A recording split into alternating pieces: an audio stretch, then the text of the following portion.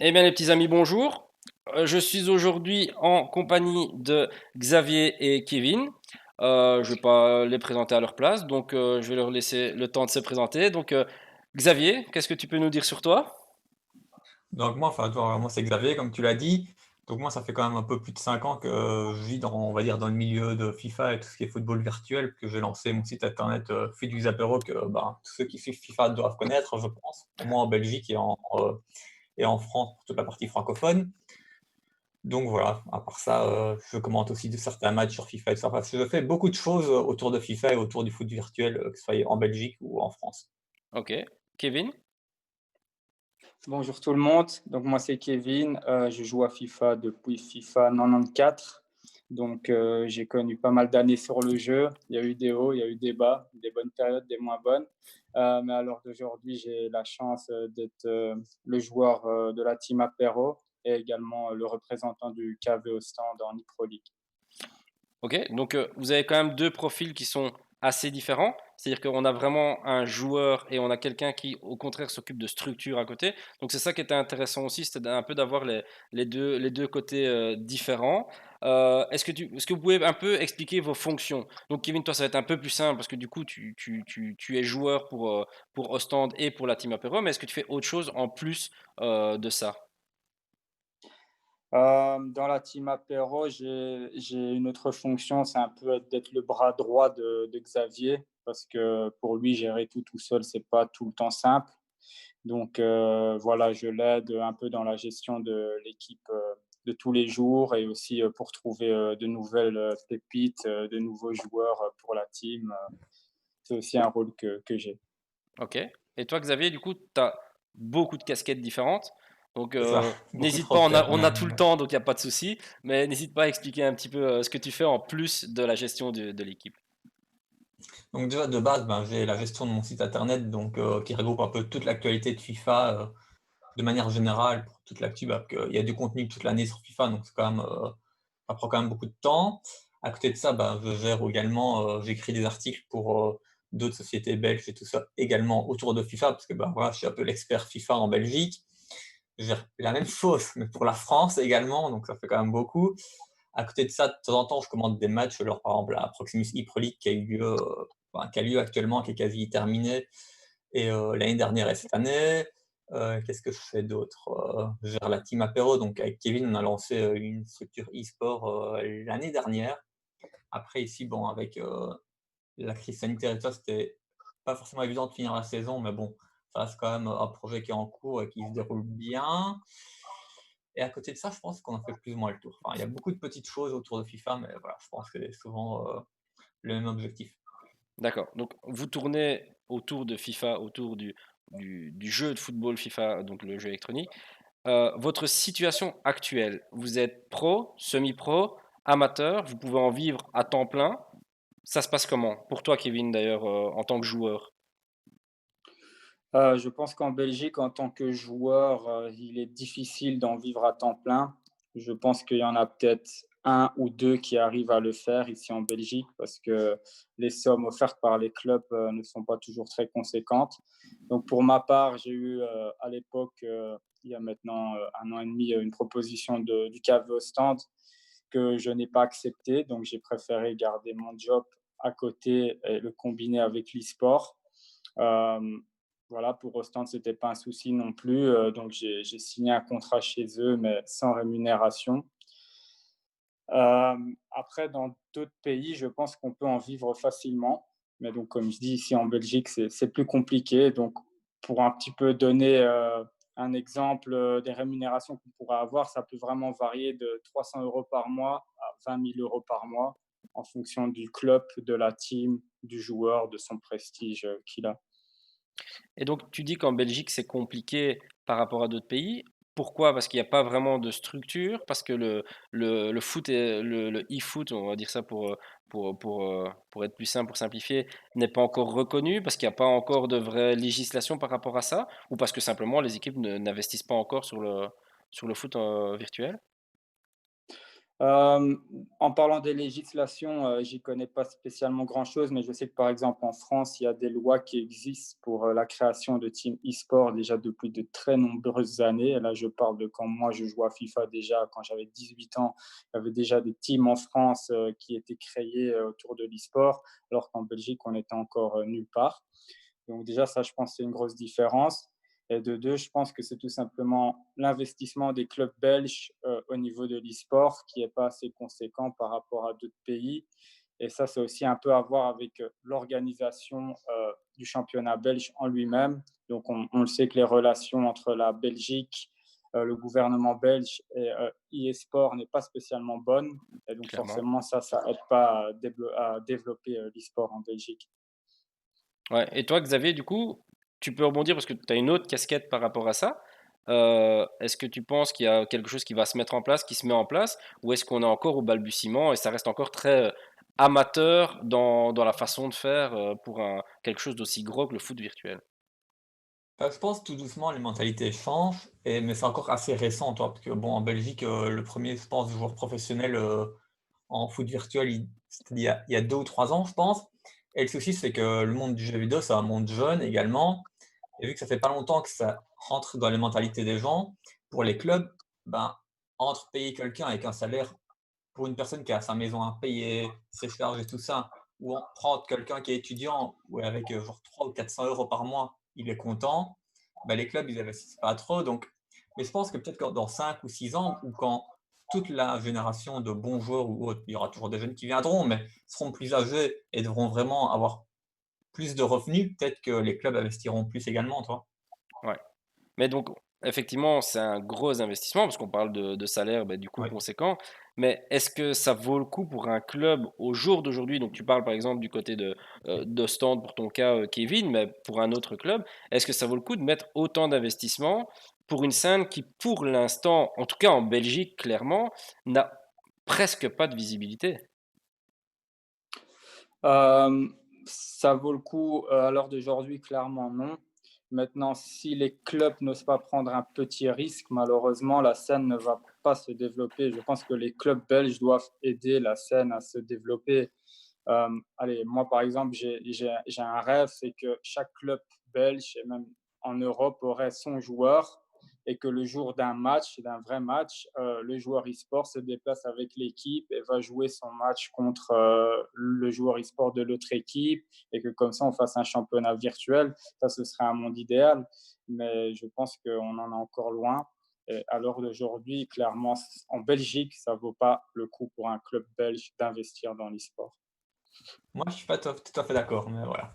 Bah, vas-y, explique ton point de vue, du coup, Xavier. Bah, en fait, moi, je pense qu'en fait, ça vaut la peine pour un club d'investir, mais il faut pas juste qu'ils investissent et puis je fais rien à côté, tu C'est vois? ça. Il faut par exemple qu'à l'heure actuelle, par exemple, je pense pour le Standard, pour Charleroi ou autre, ils investissent peut-être un peu plus Charleroi, mais pour d'autres clubs, ils investissent, on va dire, sur un joueur e-sport et puis ils l'invitent lors du fan day, tu joues un petit peu contre des fans et bah, c'est à toi. Mhm. Mais comme l'a dit Kevin, si tu investis sur un joueur e-sport, bah, avant les matchs, il doit être présent avant chaque match et il fait peut-être un match au bord du terrain contre un fan. Lors, des meetings avec les sponsors du club, bah, il est présent pour jouer un petit peu avec, les sponsors du club et autres. Il faut qu'il y ait vraiment des activités, des opérations autour du joueur, tu vois? Ouais. Comme en fait, il faut qu'il fasse partie intégrante de l'effectif. Comme, par exemple, si tu prends l'exemple au Standard de Liège, que c'est un effectif que je connais. Si par exemple, tu as, le Standard qui signe, un gros sponsor avec une nouvelle société, bah, il y a un joueur de l'équipe pro qui va aller faire un spot publicitaire, qui va aller, dans la société, prendre des photos avec, les gens à qui ça appartient et tout ça, tu vois? Il faut vraiment que le joueur ait vraiment une importance, tu vois? Et dans ce cas-là, tu peux en faire quelque chose, tu vois? Parce que tous les supporters du club qui sont jeunes, ils sont peut-être plus intéressés par, FIFA qu'aller boire un verre au café, par exemple, tu vois? Ouais, bien sûr. Mais du coup, est-ce que c'est vraiment à la Pro League d'organiser ça? Pas forcément au club. Non, je pense que la Pro League, déjà, ils font des petites choses en obligeant les clubs à ayant au moins un joueur qui les représente de façon amateur ou professionnelle pour, la e-Pro League. Mais plus les clubs qui fassent quand ils prennent un joueur, qu'ils le prennent pas juste pour dire: «C'est bon, j'ai pris un joueur, point». Tu vois? C'est qu'ils organisent des choses avec le joueur, justement. Mhm. Mais du Je sais coup, pas si tu vois mais ce que je je veux vois ce en que tu veux venir? dire, mais du coup, ici, prenons le cas de Kevin, qui n'est pas un joueur à 100% Oui. pris pour le club.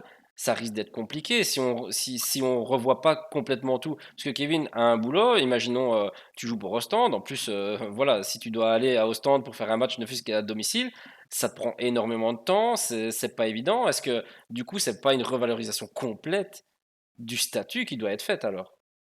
Oui, ça oui, justement, c'est si le club il investit enfin, ça que je dis, ça vaut la peine pour un club d'investir, mais il faut qu'à côté de ça, bah, investir suffisamment pour que la personne soit disponible également et comme je l'ai dit, que ça fait vraiment une personne qui fasse partie de l'effectif complet, quoi, toi. Bon, même s'il va pas jouer sur le terrain, toi, mais je veux dire, qu'il fasse une partie intégrante, du club, comme, ça serait n'importe qui fait partie du club et qui est sous contrat avec le club. C'est ça.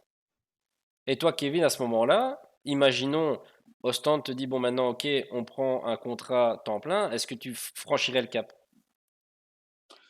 Je franchirai le cap, peut-être. Ça dépend. Je pense que l'e-sport, être joueur FIFA, c'est un boulot comme un autre.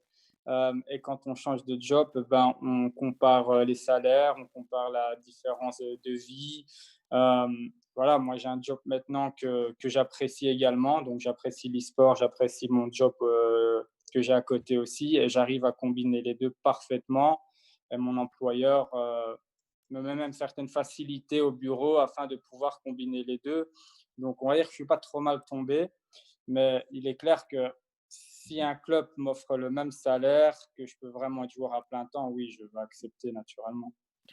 Et est-ce que ça fait pas peur de se lancer dans un monde comme ça, qui est dépendant de tellement de choses? Parce que déjà, un joueur de foot classique va être dépendant de la Pro League et de son club, mais un joueur e-pro va être dépendant de son club, de la Pro League, mais aussi de e-sport. Et c'est là la difficulté, ça reste être dépendant d'un éditeur aussi. Oui, tout à fait. Donc, après, c'est clair que si EA arrête son activité, eh ben, le joueur pro FIFA, il n'a plus d'activité non plus.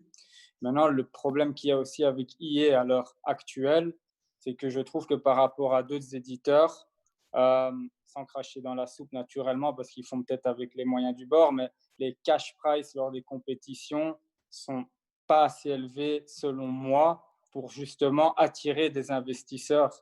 Et je pense que ça aussi, ça donne pas envie en club d'investir sur un joueur parce que le retour qu'ils auront dessus, il sera vraiment minime. Quand tu compares par exemple à un joueur pro Fortnite, ce qu'il peut gagner en gagnant un tournoi, ce qu'un joueur FIFA il a à côté, c'est vraiment des cacahuètes, hein. Tu peux donner un exemple? Par exemple, ici, il y a la Pro League qui s'est lancée. Est-ce que vous connaissez les cash prize finaux pour la Pro League, qui est, je le rappelle, une compétition qui s'est jouée sur toute l'année, qui a eu un nombre de matchs quand même très conséquent, euh, qui est quand même une très grosse compétition.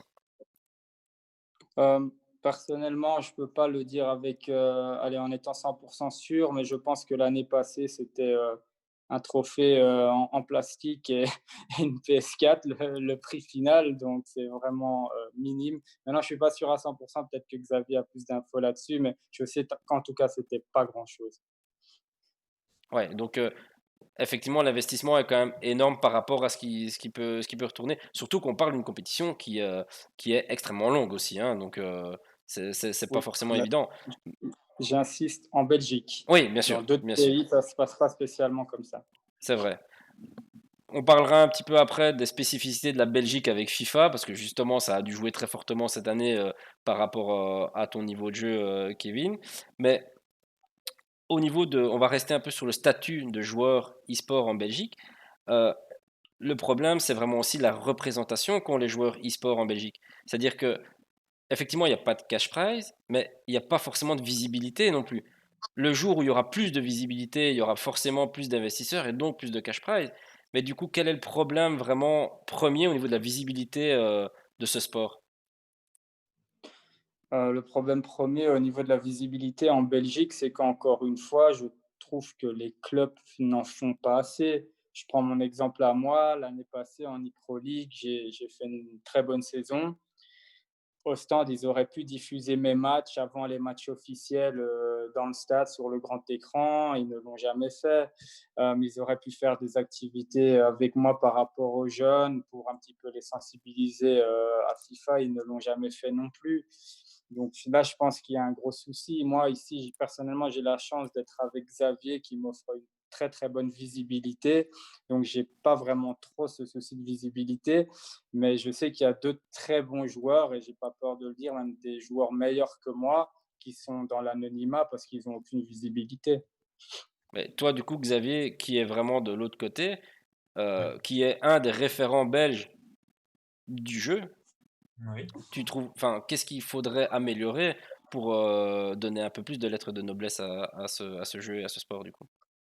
Bah, en fait, je pense déjà comme un peu comme Kevin l'a dit aussi, c'est qu'il faut vraiment déjà que les clubs, je pense, ils associent plus, le foot virtuel et le vrai foot, c'est qu'une seule et même chose. Bon, il y aura quand même des petites différences, mais vraiment plus une plus symbiose entre les 2.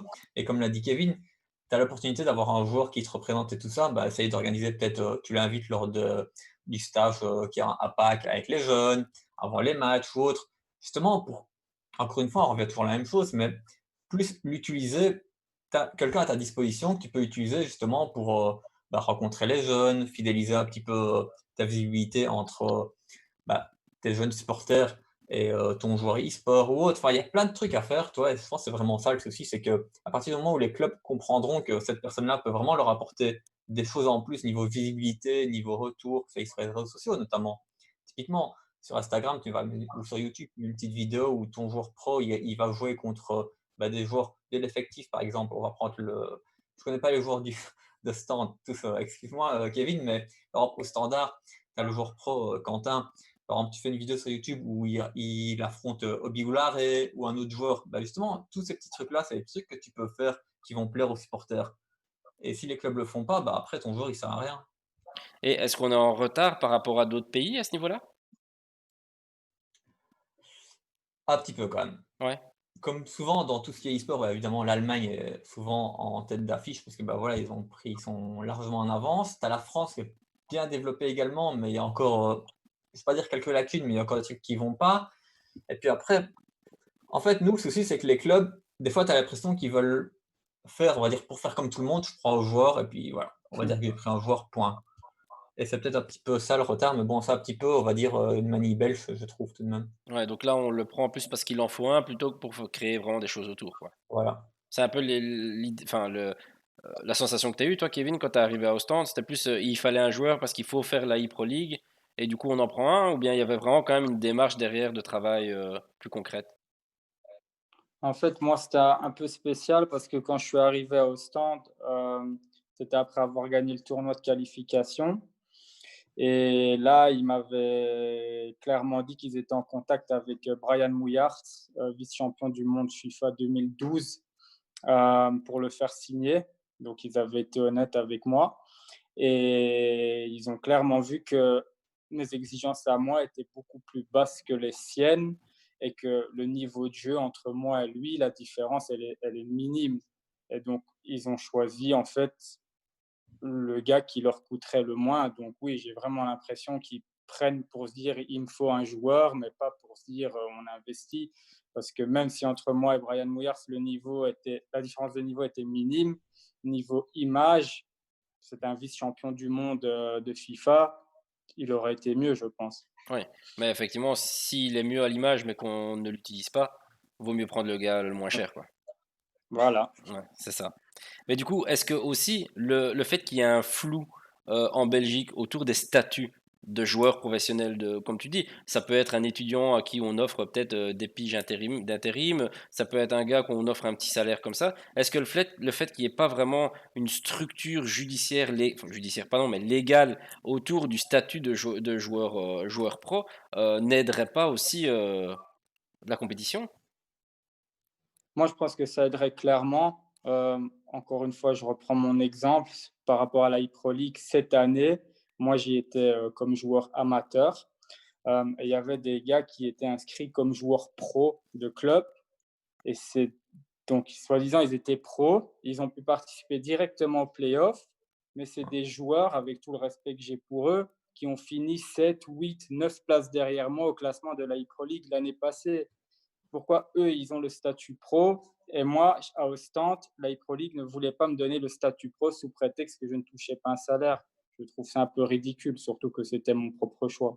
Ouais, donc la sélection, c'est clairement faite au niveau du salaire, au niveau de la rétribution, plutôt qu'au niveau du niveau de jeu. Clairement, je pense qu'il y a des joueurs qui étaient en playoff, je ne citerai pas de nom pour voilà, les respecter, mais qui avaient pour moi pas le niveau d'avoir le statut pro et d'être directement qualifié en play-off et qui, s'ils auraient fait la saison régulière, ne se seraient même jamais qualifiés pour les play-offs finales. Juste parce qu'ils touchaient peut-être 150 euros par mois avec un contrat étudiant, et ben, ils avaient le statut pro. D'accord. Et toi, Xavier, est-ce que tu vois ce problème aussi de toi qui gères voilà, des équipes et des choses Ouais. comme ça? Maintenant, on est d'accord, hein, si tu devais donner un vrai salaire aux joueurs de ta team, ça serait aussi différent, mais est-ce que tu sens vraiment qu'il y a un problème législatif autour de ça? Un flou, en tout cas, législatif? Bah, en fait, oui et non. Enfin, d'abord, voudrais rebondir sur un truc par rapport à ce que Kevin disait. Justement, tu as des joueurs pro qui ont été qualifiés directement pour les playoffs de la e-Pro League et justement, ces joueurs pro-là, avant les playoffs, typiquement, il y a certaines personnes, certains clubs, on savait même pas que c'était les joueurs pro de certains clubs, tu vois? D'accord. Et donc ça, c'est malheureux que les clubs, ils ont des joueurs, on va dire, pro et même sur aucun réseau, tu les as vus. Donc c'est vraiment la preuve qu'il y a certains clubs qui prennent un joueur pour le prendre et qui ne l'utilisent pas. Ok. Voilà. Après, sinon, au niveau plus, des statuts et tout, en fait, je me suis jamais vraiment intéressé à la législation à ce niveau-là, mais je me demande, je viens d'y penser maintenant, mais pourquoi justement quand tu signes un joueur, on va dire e-sport, pourquoi tu peux pas le mettre sous un contrat comme tout simplement un joueur de son effectif, tu vois? Ça reste un joueur, tu vois? Après, OK, tu le feras pas jouer, lors de ton match à 11 contre 11, tu vois? Mais pourquoi tu lui donnes pas un même contrat? Ouais, donc il devrait avoir une sorte de, un peu comme un intérimaire, un artiste, un intermittent du spectacle ou Voilà, quelque chose comme ça. Il faudrait et essayer de pouvoir, parce que là, quoi qu'il bon, arrive, il rentre dans la masse salariale, tu vois? bien sûr, Donc bien sûr. Et là, on parle bon de FIFA, mais ça peut être le cas pour des structures e-sport, pour d'autres jeux ou des choses comme ça. Ça se fait en France. En France, il y a vraiment des statuts qui sont qui ont été édités. Il y a pas mal de choses qui ont été faites. En Belgique, malheureusement, je ne sais pas sous quel contrat vous travaillez, et Kevin et Xavier, mais du coup, vous devez faire des contrats type d'intérimaire, d'artiste, d'indépendant. Ça doit se passer comment? moi, pour ma part, je suis indépendant full-time, donc en fait, quand je fais une prestation pour un client, je la facture et puis, Ok. point barre, donc ça va. Et puis après pour Kevin, je lui laisse répondre. Moi, à Ostende, j'avais un contrat spécial. Bon, c'était en néerlandais, c'était een samenwerking-overeenkomst. J'ai aucune idée de comment on dit en français, malheureusement. Mais donc voilà, c'était un contrat spécifique comme ça, donc sans rémunération. Euh, mais j'avais clairement un contrat avec le club. Et ce que je trouvais dommage, c'est que la e-Pro League, la première question qu'ils ont posée quand Ostende a voulu m'inscrire comme pro, c'est est-ce qu'il touche un salaire? Allez. Et même le gars d'Ostende, il disait que c'était absurde, quoi. Ouais. Mais du coup, effectivement, il n'y a aucune façon de rétribuer un joueur de un joueur virtuel, un joueur e-sport, d'une autre façon que en facturant en tant qu'indépendant. Euh, Ou alors de Si, faire un pour ma contrat part, de travail classique, quoi. Un mi-temps, un ben, pour, carton, un trois cartons, des choses comme ça, quoi. je prends l'exemple de l'ancien joueur pro du Standard. Lui, il avait un contrat comme employé administratif, alors que c'était un C'est joueur ça. e-sport. Parce que du coup, il y a quand même pas mal de choses qui rentrent en compte. Ça peut être les performances, ça peut être le statut du jeu, ça peut être la scène e-sport qui peut modifier en règle générale. Donc, effectivement, ça peut être un problème pour un employeur de prendre un contrat temps plein pour quelqu'un qui va peut-être jouer au jeu, qui va disparaître dans un an ou deux. Et pour le joueur aussi, on reste dans une précarité législative quand même assez forte, quoi.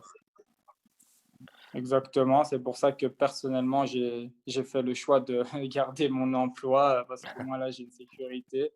Mais je voulais prendre aucun risque parce que voilà, j'ai aussi un petit garçon, donc j'ai choisi de garder mon emploi avec une sécurité que de me lancer dans l'e-sport où j'avais aucune sécurité parce que comme on dit, dans 2 ans, ça peut peut-être avoir disparu. Les FIFA changent tous les ans, donc c'est pas parce que tu es bon une année que l'année d'après, tu auras un bon niveau dessus, donc ça varie de beaucoup de choses.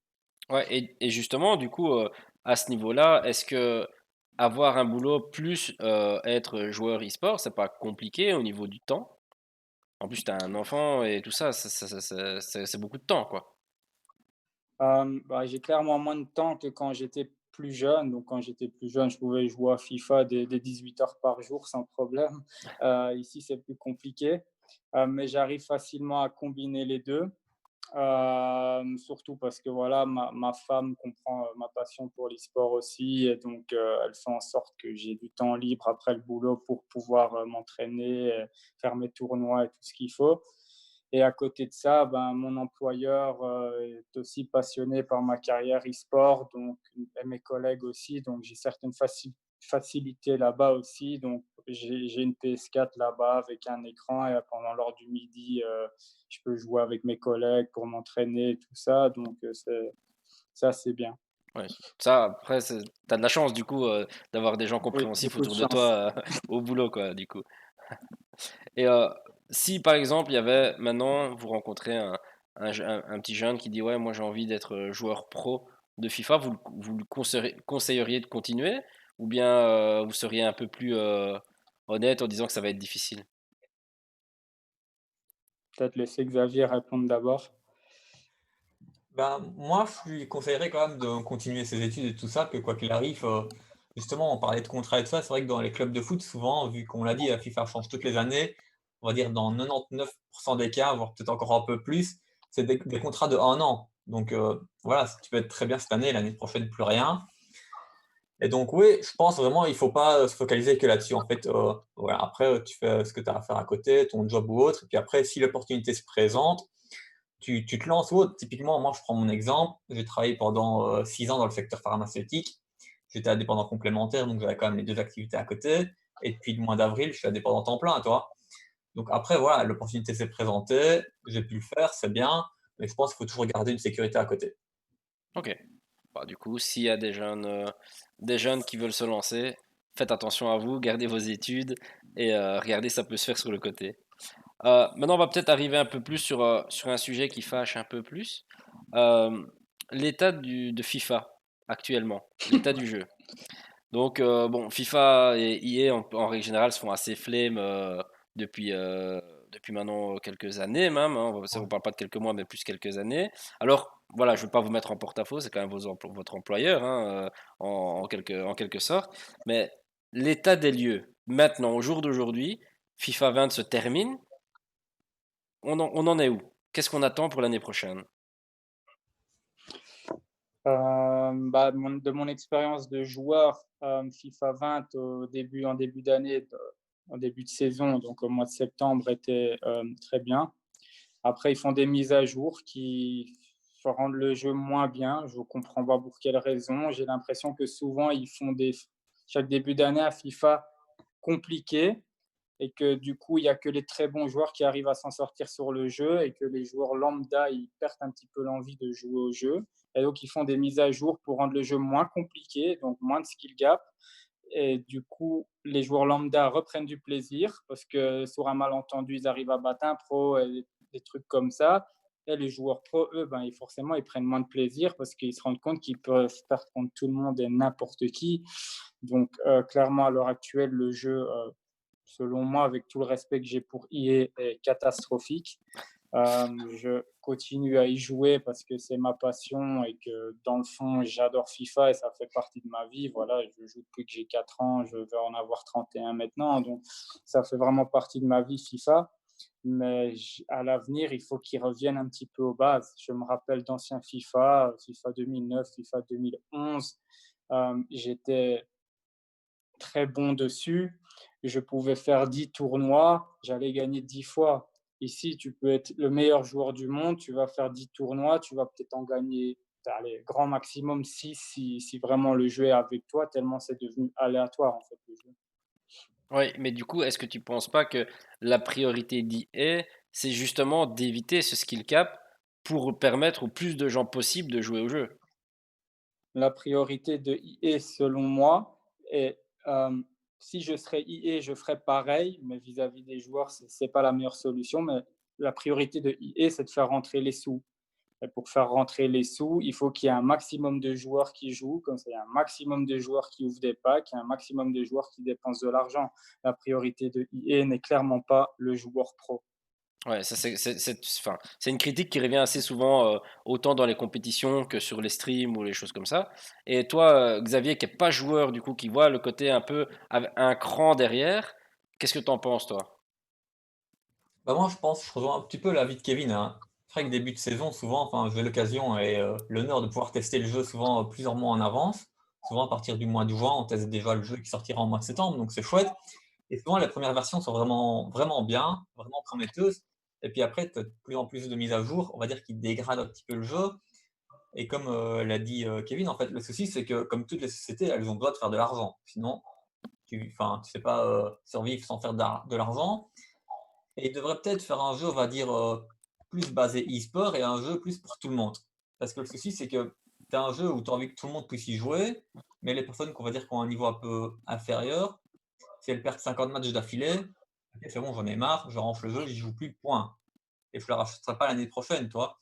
Donc il faut quand même, qu'elles faut quand même essayer de trouver le juste milieu entre pour que tout le monde puisse prendre son plaisir et puis d'un autre côté, quoi qu'il arrive, ça reste, une simulation de football. Simulation, c'est un grand mot parce que bon, il y a des gens, ils vont dire: «Ouais, ça ressemble pas forcément à du foot». Ouais, d'accord. Mais soit, quoi qu'il arrive, ça arrive peut-être trop souvent sur FIFA, mais on a déjà vu des matchs de foot où il y a une équipe qui a, on va dire, 80 de possession, 30 tirs à 2 et ils perdent 0-1 parce qu'ils ont pas eu de chance. Tu ne parles pas Et d'une ça c'est un demi-finale de scénario coupe qui du est monde là, par exemple? pas, tu vois?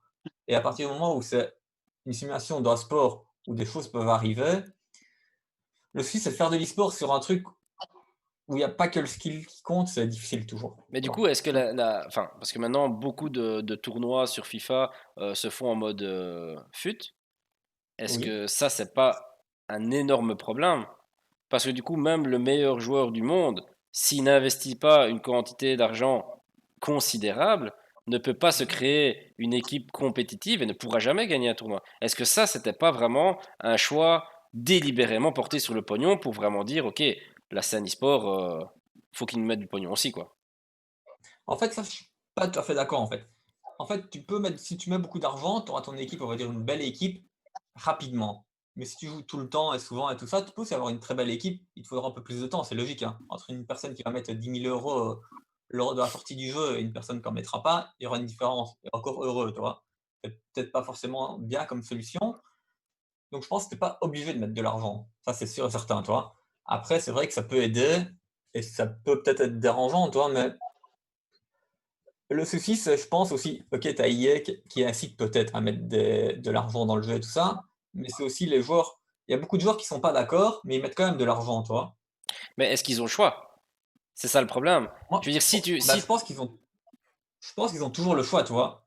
Enfin, je vais parler peut-être vulgairement, mais EA t'a jamais obligé à mettre de l'argent dans le jeu, tu vois? C'est parce que tu as envie d'être meilleur, j'ai envie d'avoir ce joueur-là maintenant, tout de suite, j'ai pas envie d'attendre 3 semaines pour l'avoir, je veux l'avoir maintenant, donc je mets de l'argent, je remets 100 €, je remets encore 100 €, tu vois?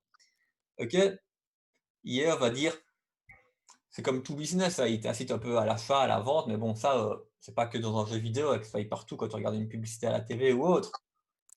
Et après, le souci, les gens, ils sont contre, mais ils le font quand même. C'est peut-être ça que je reproche plus, tu vois? Ouais, après, moi, je vois le côté aussi un peu, allez, imaginons, tu as un tournoi qui arrive 2 mois après le lancement du jeu, tu pas à avoir Ouais. une grosse équipe parce qu'il y a des joueurs qu'il te faut par rapport à ton style de jeu. Tu sais que tu vas pas être performant au tournoi, alors que tu es peut-être le meilleur joueur. Il y a quand même un problème dans ce côté-là. Par rapport à tous les autres Ouais, jeux e-sport, tu vois, tu vas prendre les premiers, les derniers, du StarCraft, du Fortnite, du ouais. LoL, tout ce que tu veux. Tout le monde commence à n'importe quel moment du jeu avec les mêmes armes. On commence Ouais, avec c'est les sûr. mêmes armes. Est-ce que le problème de commencer avec des équipes qu'on a pu former à l'avance en ayant claqué beaucoup de pognon, c'est pas un gros problème? Si, ça reste un problème, tu vois? Après, le souci, c'est que, ouais, c'est peut-être pour séparer, on va dire, e-sport ou autre, tu pourrais le faire, mais le souci, c'est que le mode FUT, c'est le mode le plus populaire, les gens jouent tout le temps. Imagine, tu ferais tout le monde joue à ce mode de jeu-là, mais tu fais tes compétitions sur un autre mode, toi, ça sera un petit peu, spécial quand même. C'est pas faux, c'est un bon argument, mais toi, du coup, Kevin, qu'est-ce que tu en penses par rapport à ça? Est-ce que du coup, tu as dû mettre aussi beaucoup d'argent dans le jeu ou est-ce que tu as su t'en sortir sans vraiment? Personnellement, j'ai mis beaucoup d'argent dans le jeu, mais c'est parce que je peux me le permettre. Donc, c'est pas du tout une obligation de EA. C'est parce que je peux me le permettre, parce que j'aime bien ouvrir des packs pour mon plaisir personnel. Comme je disais à Xavier, moi, je préfère mettre de l'argent pour ouvrir des packs que de parier sur un site de paris sportif, par exemple. Mhm. Voilà, ça, c'est chacun sa préférence. Maintenant, là où je veux quand même rebondir, c'est sur le fait qu'il faut une bonne équipe pour faire des bons résultats. Ça, malheureusement, c'est quelque chose que beaucoup de joueurs lambda, moyens pensent, mais ce n'est pas quelque chose qui est vrai. Donc, je prends l'exemple de FUT Champion où il faut jouer 30 matchs sur le week-end. Ben, un joueur qui gagne 20 matchs sur 30 avec une équipe normale, pas une mauvaise équipe, pas la meilleure équipe du jeu, une équipe normale.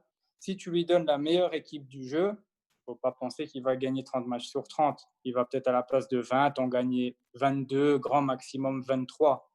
Mais c'est tout. Donc c'est quand même toujours le skill du joueur qui fait la majorité de la différence. Là où il y a quand même un problème, c'est comme tu disais, c'est quand il y a des compétitions entre les meilleurs joueurs du monde. Et là, naturellement, si deux très bons joueurs s'affrontent et qu'un des deux très bons joueurs a la meilleure équipe du jeu et que l'autre, il a mis 0 € dans le jeu et il a des joueurs bof-bof, ben oui, le gars qui a la meilleure équipe sera toujours avantagé, clairement. C'est quand même un problème vu qu'il s'agit là des grosses compétitions.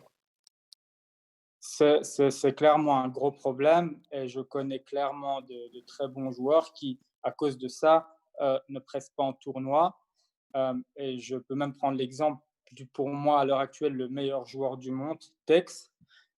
Il a parfois des compétitions sur PS4. Lui est un joueur Xbox, donc sa grosse équipe, il l'a sur Xbox et non sur PS4. Donc sur PS4, il joue avec les moyens du bord.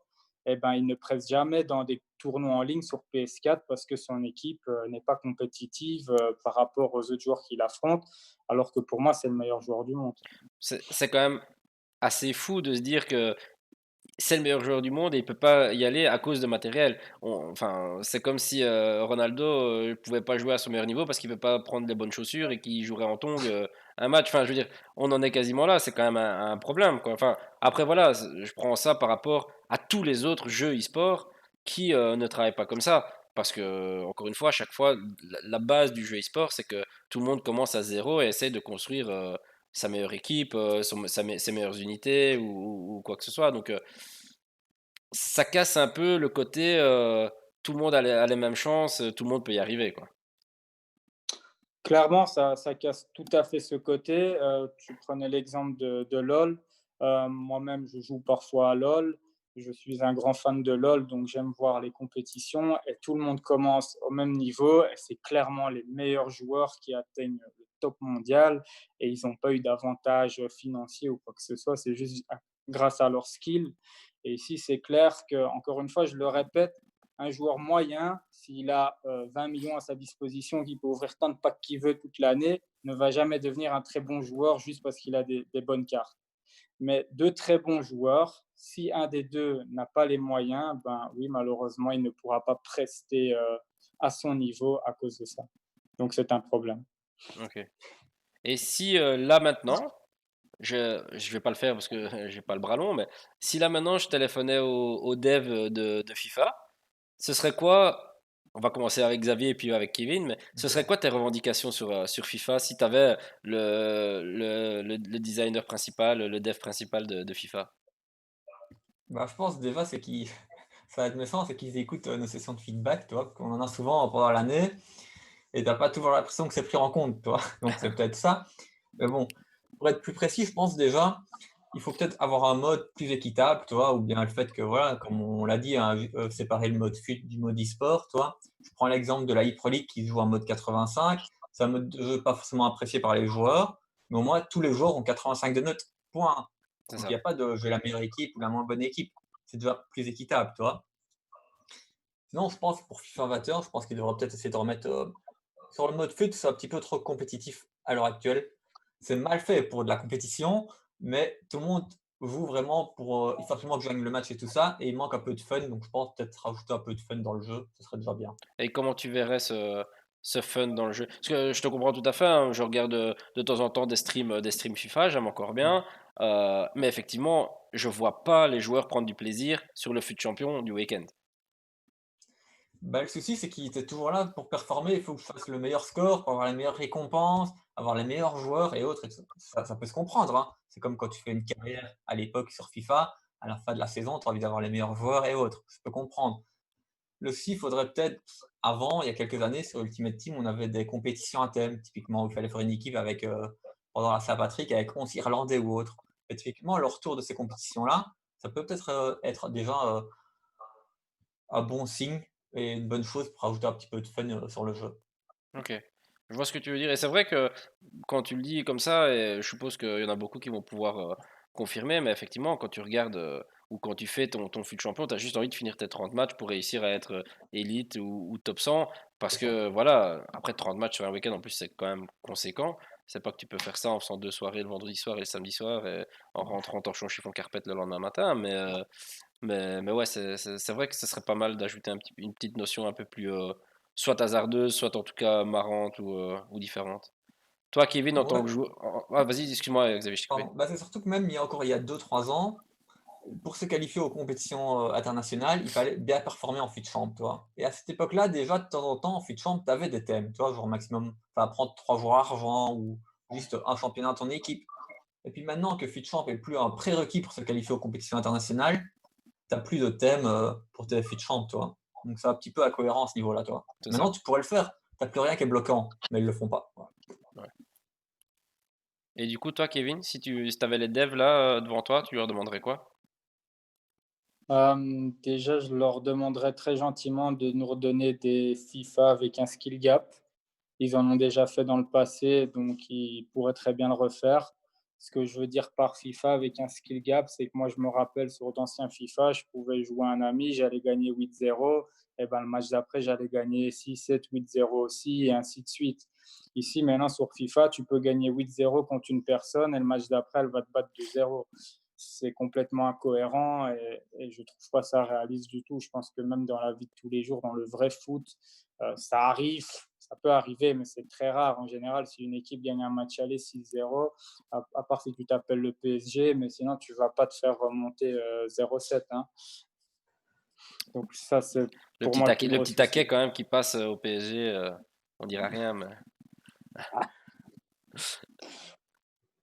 Non, mais Donc clair. oui, non, ce serait donc nous rendre un jeu avec un skill gap. Euh, et ils savent le faire, hein, parce que comme je disais avant, en début de saison, en général, on sent qu'il y a un skill gap. Tu vois les joueurs lambda sur Twitter qui se plaignent en mode j'arrive pas à défendre, c'est trop difficile. Donc on sent qu'il y a un skill gap.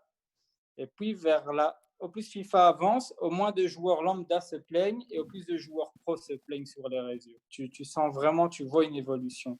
Donc ils doivent clairement changer ce skill gap. Et alors pour moi, retirer les points FIFA, tout simplement. Ils peuvent laisser un mode FUT, mais avec juste des crédits virtuels que tu dois gagner en fonction du nombre de matchs que tu joues. Parce que ça, par contre, moi, je suis pour que, par exemple, le gars qui joue sur une semaine 500 matchs, eh ben, il est une meilleure équipe que le gars qui a joué une demi-heure au jeu sur la semaine. Ça, je trouve ça entièrement logique. Donc, il devrait plus faire un système de crédit virtuel et pas avec une vraie carte bancaire et du vrai argent. Quoi.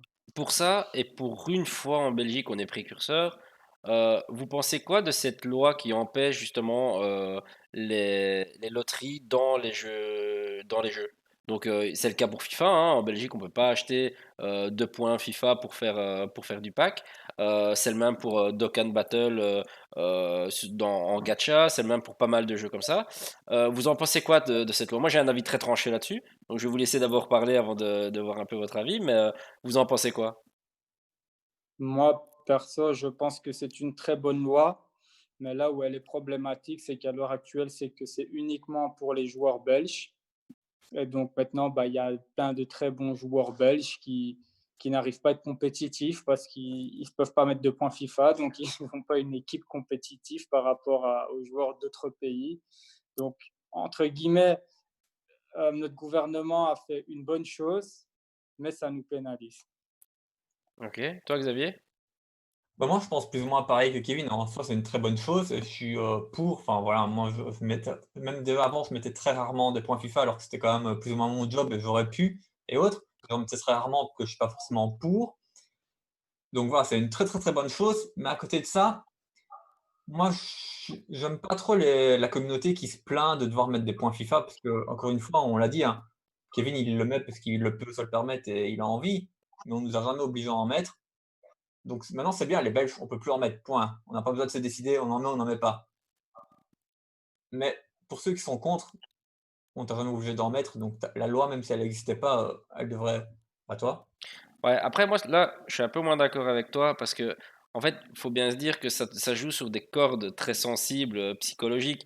Et du coup, effectivement, c'est ça le problème pour moi, la très grosse dangerosité de ces jeux, c'est qu'il est très facile de dire, tu perds un match, deux matchs, trois matchs, quatre matchs. Tu sais qu'aujourd'hui, il y a des packs promo, tu perds ton cinquième, ton sixième, ton septième match, tu commences à péter un plomb, tu dis, ah, allez, c'est bon, je mets 50 balles et je vais essayer d'avoir des meilleurs joueurs.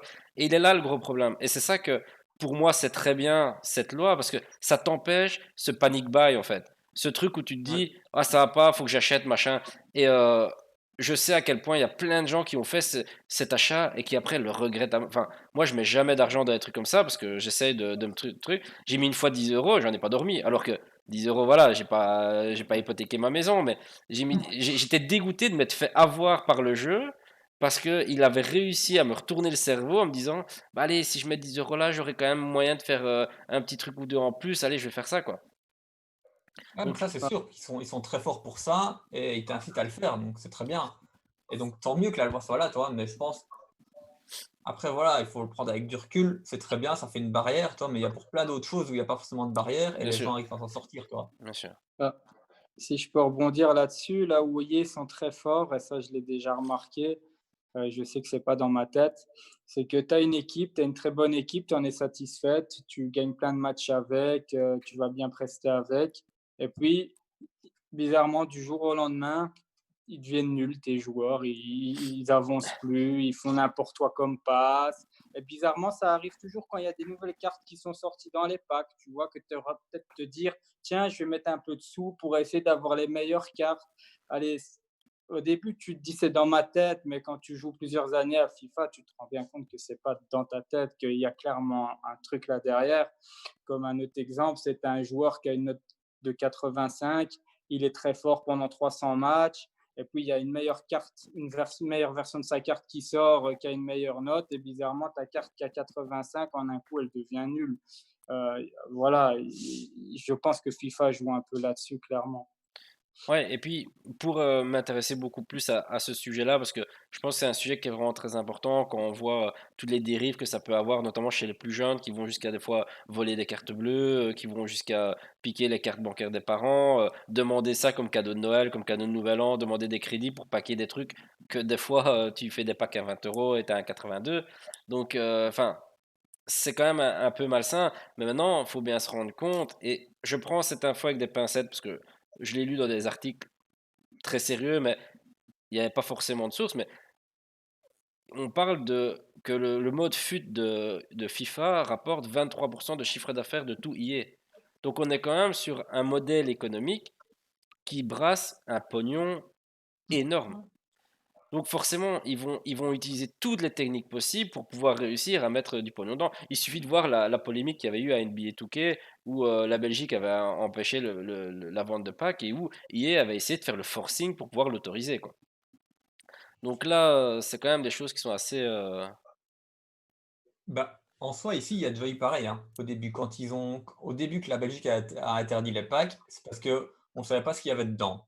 Après, hier, ils ont rajouté la probabilité des chances.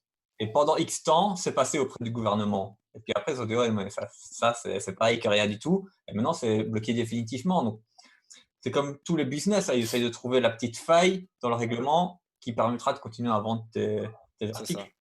Mais c'est vrai que ouais, c'est surtout, moi j'ai vraiment le problème du fait que ça peut vraiment aller tellement loin, tellement rapidement, que du coup, il y a des gens qui peuvent vraiment se retrouver à un moment. Voilà, imaginons simplement, tu joues avec des potes, t'as peut-être bu un coup, machin, tu commences à prendre deux trois raclés, tu dis, ouais, c'est bon, je vais prendre, il y a 10 packs à 20 balles, je vais les prendre, t'as claqué 120 balles, t'as chopé un vieux, un Vertonghen et t'as chopé un Matuidi, et après tu dis, eh, quoi, et je fais quoi avec ça, quoi? Et t'as claqué 120 balles, ça vaut 3 jeux qui peuvent te faire 1000 heures de jeu aussi dessus, quoi. Donc voilà, c'est un peu, pour moi, Ouais, je c'est très pense que c'est un peu problématique, quoi. comme toutes les addictions, quoi. Ouais, c'est ça, c'est ça. Et le fait que tout le monde peut rester chez soi à le faire aussi et aller piquer deux, trois trucs pour les plus jeunes. Parce que voilà, on met souvent cette addiction en rapport avec l'alcool, la drogue ou des choses comme ça. Maintenant, il faut pas oublier qu'ici, FIFA, un gamin de 10 ans peut jouer, un gamin de 12 ans peut jouer. Est-ce que lui arrivera à détecter le fait que ce sont des, des moyens psychologiques qui sont mis en place pour essayer de les faire vendre? Je suis pas sûr, quoi. et les parents qui sont pas forcément au courant vont peut-être aller leur donner un peu de pognon à chaque fois pour qu'ils jouent un peu plus dessus, quoi.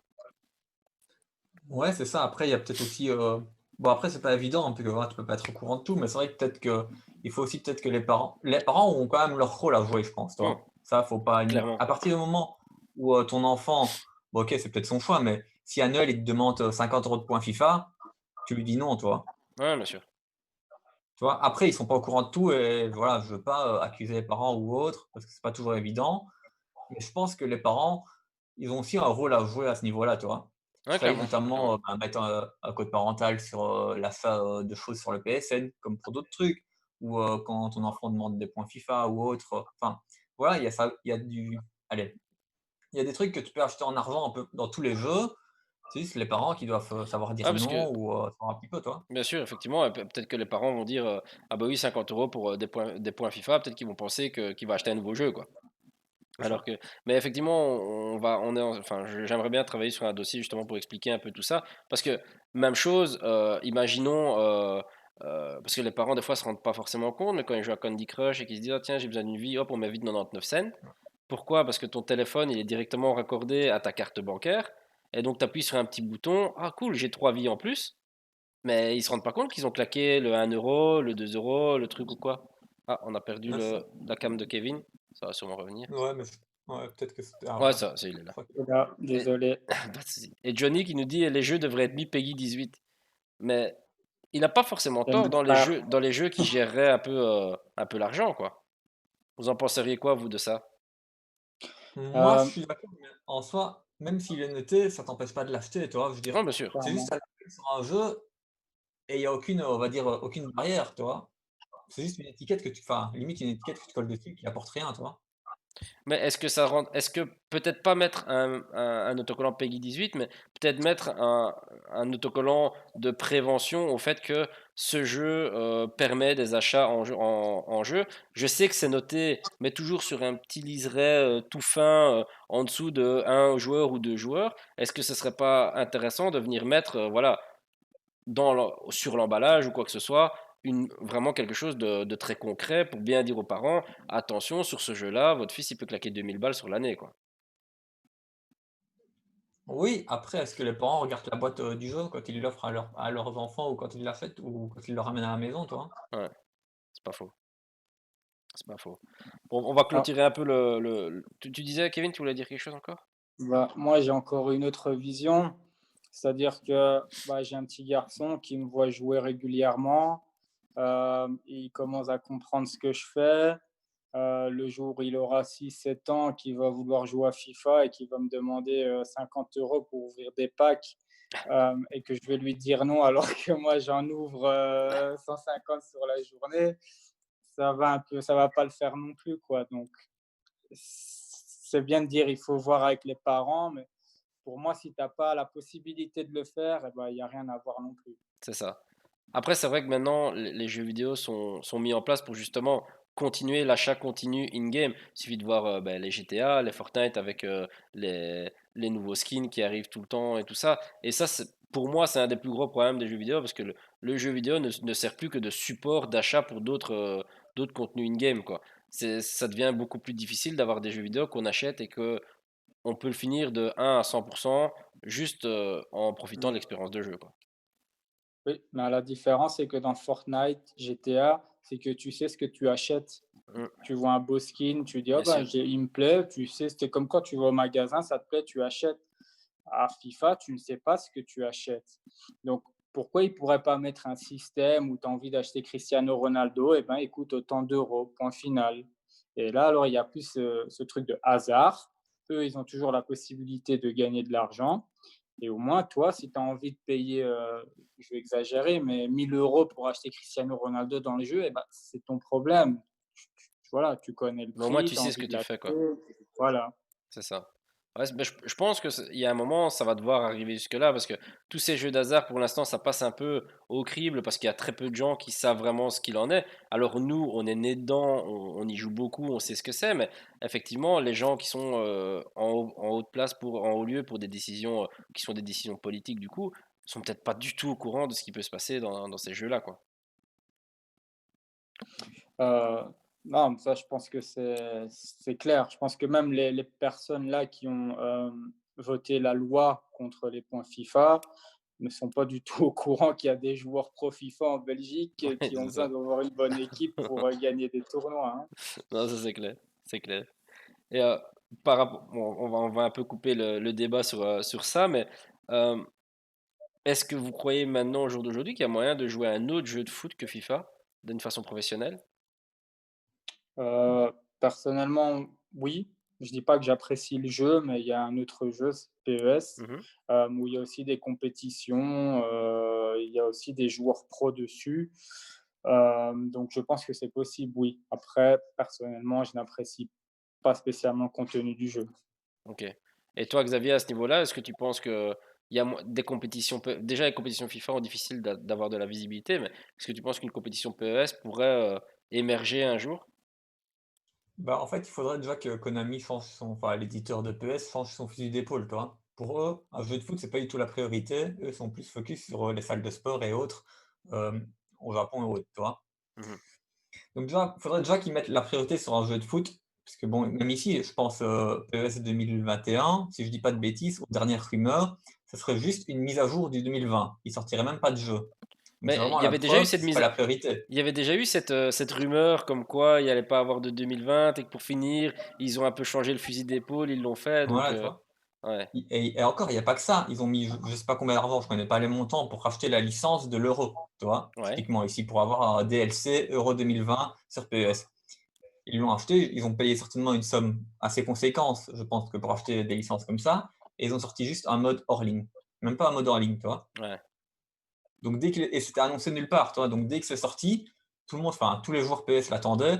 Ah, on peut pas jouer en ligne. Bah, il sert à rien ce mode, tu vois. ouais, c'est ça. C'est- Donc tu vois vraiment que c'est pas leur priorité. À partir du moment où ils ont pas envie de faire un jeu de foot, ben FIFA il a pas vraiment de concurrent et ils sont très très forts IA niveau com. Ouais, bien sûr, Comme tu le vois bien ici, sûr. tout le monde est plus ou moins dégoûté de FIFA 20. On n'a pas encore vu les annonces pour FIFA 21. Mais quand il C'est va aujourd'hui sortir, à ça 1 va heure du être matin ouais, et les gens ils sont déjà foufous avec FIFA 21 alors c'est que t'as ça. rien vu. Et alors, il y a une anecdote qui est assez symptomatique, c'est que FIFA est le bien culturel le plus vendu chaque année en France. C'est-à-dire que c'est enfin l'outil culturel le plus vendu. Il est vendu à 300, 400 000 exemplaires par an. Et donc, la seule chose qui le dépasse, c'est quand il y a un Astérix qui sort, une BD Astérix qui sort, qui passe au-dessus de FIFA. Sinon, tous les ans, c'est FIFA qui est au-dessus. C'est quand même incroyable de se dire que c'est plus que tous les bouquins, que les BD, que les mangas, que les films, que la musique. C'est toujours le FIFA qui gagne. Comme quoi, ils sont très forts. Après, voilà, au niveau de communication, ils peuvent utiliser toutes les égéries qu'ils veulent, tous les joueurs de foot de la planète. Il y a des petites vidéos insight où tu as Lukaku qui joue contre Rashford. Enfin, forcément, ils sont très forts. Ils sont très forts d'avoir tous les droits comme ça. Ils sont beaucoup très forts. Et pour quitter un petit peu la zone de FIFA, donc en dehors de FIFA, toi, Kevin, tu as un boulot donc, qui te permet de vivre tranquillement. Toi, Xavier, est-ce que FIFA te permet de vivre tranquillement en tant qu'indépendant? Est-ce que ça te suffit ou est-ce que tu dois coupler avec d'autres choses?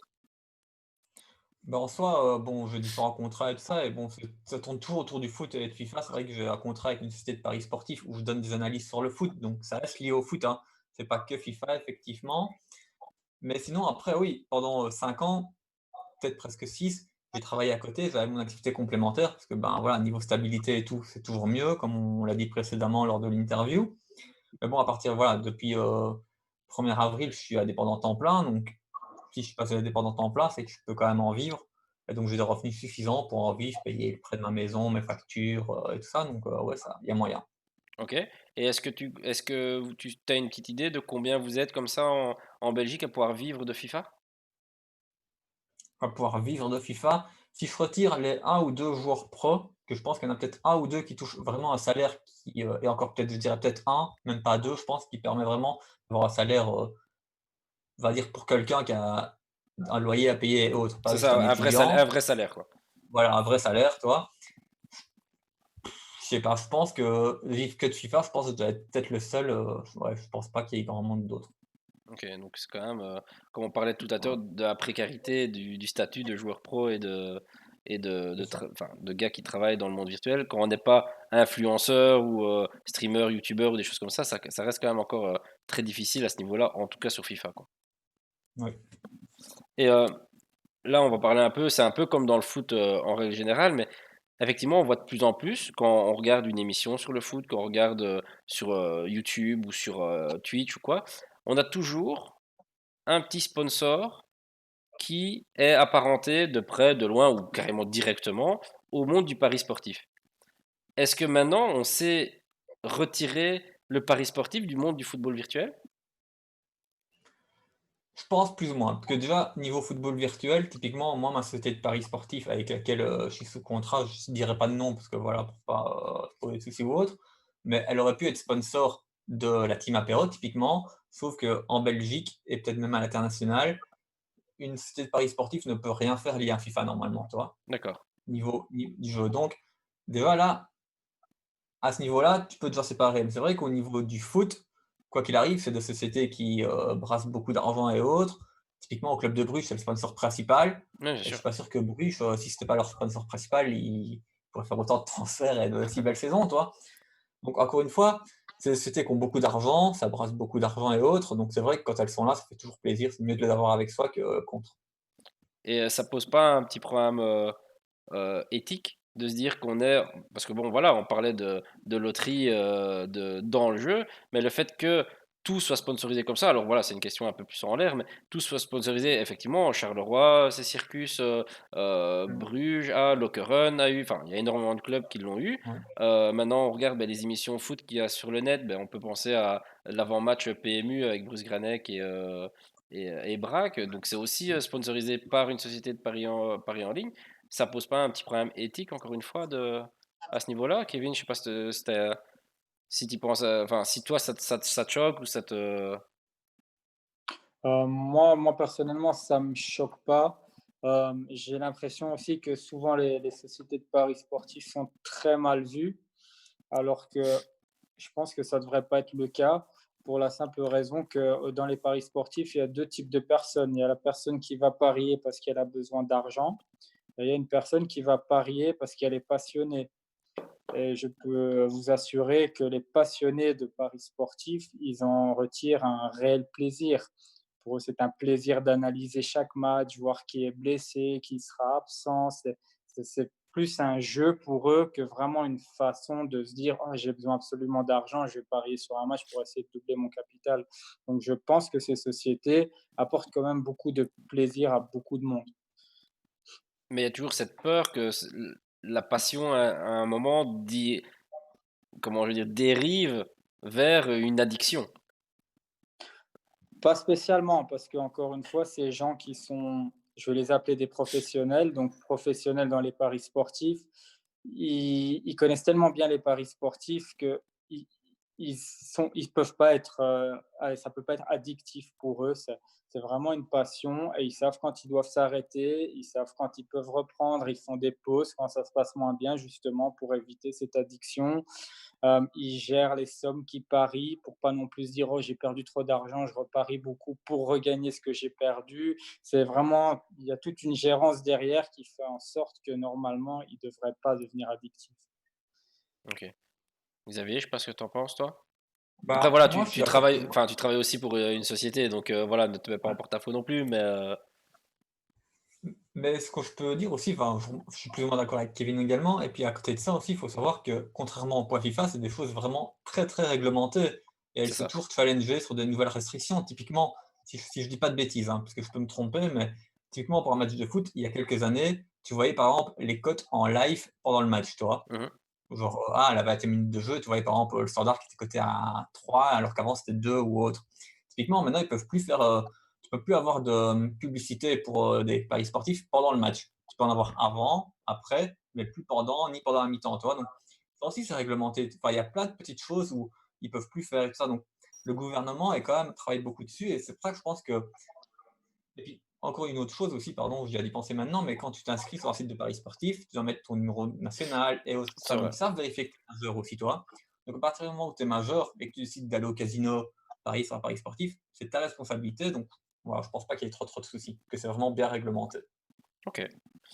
Bah écoutez les gars, on arrive plus ou moins à la fin de l'interview. J'ai encore deux, trois petites questions pour vous poser, mais bon là c'est plus trivial on va dire. Euh, Qu'est-ce que vous pouvez souhaiter pour un meilleur futur dans le e-football? Votre souhait le plus cher, qu'est-ce qui vous emballerait à vous investir encore plus dans ce domaine? Euh, Personnellement, un jeu avec un gros skill gap. C'est vraiment mon plus grand souhait. Ok. Xavier? Moi, je pense, parce que voilà, je pense un petit peu plus business que Kevin, puisque voilà, c'est lui le joueur et moi, je suis plus à côté, mais c'est plus que la société ait peut-être moins peur, ou la société ou les clubs de s'investir dedans, parce que faut qu'ils commencent à se rendre compte qu'il y a un intérêt pour ça. Typiquement, je prends l'exemple de l'RTBF qui a lancé Tarmac il y a quelques années, puis ils ont vu que c'était quand même un créneau porteur. Proximus qui s'est lancé sur l'e-sport, pour en citer plusieurs, tu vois. Donc je pense vraiment que d'autres sociétés doivent aussi prendre l'exemple peut-être de ces deux sociétés-là. Ok. Et si est-ce que vous avez des modèles dans ce milieu, dans le milieu du foot virtuel ou bien du sport virtuel à plus grande échelle? Euh, Personnellement, dans le sport virtuel, en général, il y a un joueur que je respecte énormément, c'est Faker, le joueur de League of Legends, parce que ça fait tellement d'années qu'il est au-dessus, voilà, c'est fantastique de voir ce qu'il fait sur ce jeu. Après, sur FIFA, voilà, vu mon âge, vu ma génération, ben, c'est Bruce Granek, naturellement. J'ai eu l'occasion de déjà jouer avec lui, de déjà jouer contre lui, de déjà le battre aussi, mais ça reste vraiment pour moi l'exemple. Ok. Xavier? Bah moi, je j'ai pas forcément de modèle parce que ben voilà, comme on a plus ou moins le même âge avec Kevin, on a 30 ans ou autre. Donc on va dire ceux qui pourraient être notre modèle, ils ont notre âge, que c'est quand même une scène, on va dire plus ou moins récente, tu vois. Ouais, bien sûr. Donc j'ai pas, si j'avais genre 15 ans de moins, j'aurais certainement des modèles. Mais à l'heure actuelle, j'en ai pas forcément beaucoup, non. Ok. Kevin, il y a quelqu'un dans le chat qui dit le dernier très bon FIFA, c'était le 17. T'es d'accord avec lui? Je suis d'accord avec lui parce que c'est le FIFA où j'ai arrêté FIFA de FIFA 13 à FIFA 16 et j'ai repris sur le 17 justement. C'est là que j'ai retrouvé le plaisir de jouer à FIFA, notamment grâce à un streamer aussi, Robert 87000. Euh, voilà, petite dédicace à lui parce que c'est en regardant ses streams que j'ai de nouveau eu l'envie de rejouer à FIFA et que j'en suis maintenant là où je suis aujourd'hui. Ça Donc roule. oui, le 17 était un très bon FIFA. D'accord. Et alors, dernière petite question. Ouais. Si vous vouliez voir une personne dans une interview comme on vient de faire ici, donc si vous vouliez en apprendre plus sur une personne dans le domaine du foot ou du jeu vidéo, ce serait qui pour vous? Euh, Je pense que ça serait quelqu'un que tu connais, pour voir un petit peu sa vision des choses sur le court, moyen et long terme, ça serait Greg Carrette. Parce que c'est un peu un gars qui fait beaucoup de choses pour le jeu vidéo en Belgique, qui fait de très bonnes choses, tu vois. Et donc avoir son avis sur pas mal de petits sujets comme ça, moi, ça pourrait m'intéresser. Ça vole. Je lui dirai, je le vois au bureau. Je le vois au bureau lundi. Et toi, Kevin? Bah, oui, Greg, ça serait une bonne idée. Personnellement, je joue au foot avec lui dans l'équipe de la RTBF, donc je le connais bien. Mais pour prendre un peu plus général, ça va paraître bête ce que je veux dire, mais je pense que ce type d'interview avec un Eden Hazard, ça devrait être bien plaisant, je pense. Ouais. Si jamais il est dispo, je suis d'accord aussi, hein, pas de souci. T'es le bienvenu, Eden, c'est quand tu veux. Bah écoutez les gars, merci en tout cas d'avoir passé une petite heure quart avec moi. J'espère que ça vous a plu. Est-ce que vous avez, vous, quelque chose à poser, comme une question à poser ou quelque chose à dire ou quoi que ce soit? Non, pas forcément de questions, mais tout simplement te remercier de nous avoir invités, parce que c'est quand même une chouette expérience. Ça a pu parler enfin, on a pu parler un petit peu de nous, de nos expériences, tout ça, et ce qu'on pensait, et a peut-être donné plus d'éclaircissement au niveau du foot virtuel à certaines personnes. Donc, merci à toi de nous avoir invités. Ben, ça m'a fait vraiment plaisir. C'est aussi un monde que je connais pas très bien. Je regardais quelques streams, j'en ai côtoyé quelques-uns, ben, comme tu disais, au Tarmac Session, des choses comme ça, on voyait un peu plus de gens. Mais effectivement, c'est un domaine qui est encore très dans l'obscurité, très en retrait par rapport au football normal. Alors, je suis sûr que ça ne demande qu'à exploser et qu'à un moment, on va le voir encore plus, mais effectivement, c'est toujours très intéressant d'avoir des avis de gars qui sont vraiment dedans et qui vivent vraiment le truc. Ça permet de ne pas dire de bêtises et de ne pas parler à la place de gens qui savent vraiment, quoi. Moi, personnellement, je te remercie pour ça aussi parce qu'on a parlé aussi au début du manque de visibilité et c'est grâce à des personnes comme toi que justement on a une visibilité. Donc, merci beaucoup. Avec plaisir, c'était vraiment un plaisir. Merci beaucoup à vous les gars. Mais du coup, je vais vous laisser tranquille pour la fin de la soirée. Passez une bonne fin de soirée du coup. Kevin, ben, bonne merde pour le FIFA 2021. Et Merci Xavier, on se verra beaucoup. sûrement aussi autour d'événements de FIFA Ouais. dans les prochaines semaines, prochains mois. Allez, ciao à tous les gars. Ciao, ciao. Salut.